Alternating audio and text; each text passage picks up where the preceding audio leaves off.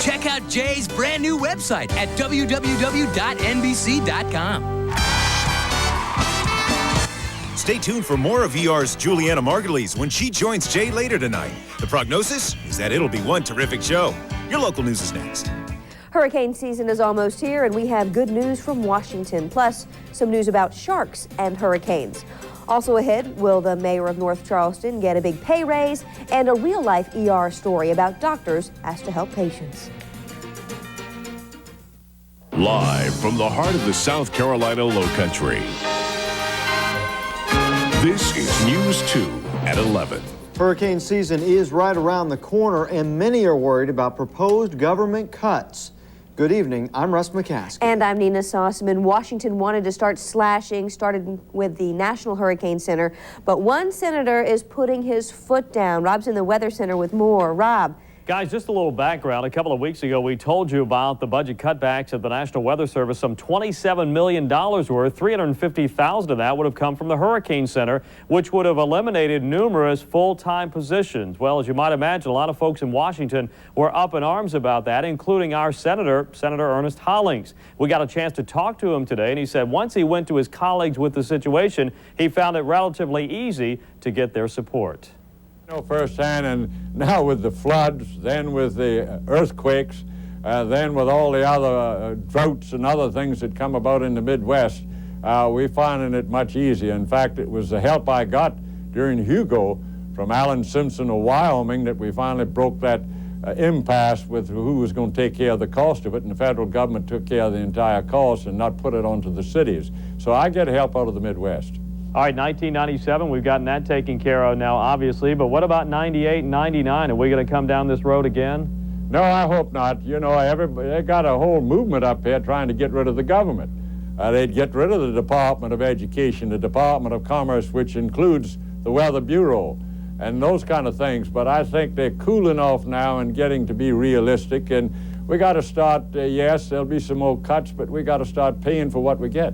So just to recap, Senator Hollings announcing today that the budget cutbacks will not take place and hurricane season will go on as planned with all of the employees at the Hurricane Center. So again, the budget will not be cut for 1997. Everything will go as planned. Guys, and that is really some good news.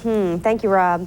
Well, there is more than one reason to hope for fewer hurricanes this year, fewer shark attacks. A University of Florida shark expert says hurricanes create murky water, and that's a factor in most shark attacks on humans. His advice for not becoming shark bait: stay in groups and stay out of murky water. A group at the North Charleston City Hall wants pay raises, and the taxpayers may have to foot the bill. If passed, the mayor's salary would increase $20,000. For the community, it's one hot issue. I think the raises are, I have never in my lifetime known anybody to request or receive a 44% or 33% raise in pay. It's let's be realistic. That's not normal. North Charleston City Councilman A.C. Mitchum is upset about the possible pay increase for the mayor and city council members. Others, however, are for it. I really think the mayor's underpaid. And what they're asking, I don't think it's enough. The city council is asking for a pay raise of about $3,000 a year. Their pay would go up from $7,200 to just over $10,000. The mayor's salary would jump from $60,000 to over $80,000 a year. Mayor Summey says he thinks the raise is justified. We visited it and did some comparisons and felt that this was a fair salary.